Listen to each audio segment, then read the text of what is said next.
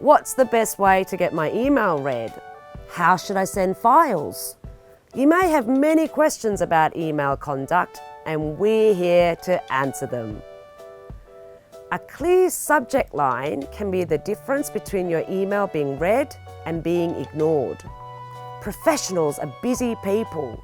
Subject lines should be clear, short, and summarize the important part of your message. For example, if you're emailing your manager to request a holiday, your subject line could be something like, holiday request 10th to the 14th August. Precise information like project titles, meeting locations, or your email purpose all make good subject lines. Never leave it blank, as it can look careless and gives the reader no idea what your message is about.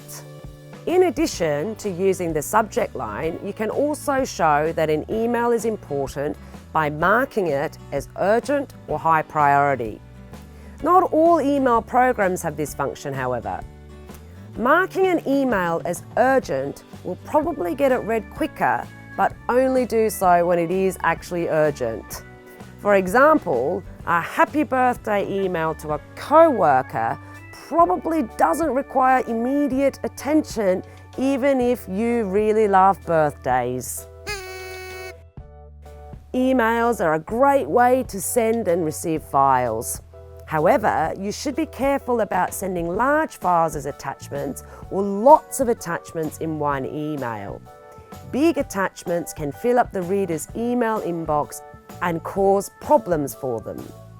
If you need to send a big file to someone, then it is a good idea to send them a download link rather than include it as an attachment. You can also use other programs to resize or compress files to make them small enough to send by email. Subscribe to our channel for more videos on how to improve your English language skills.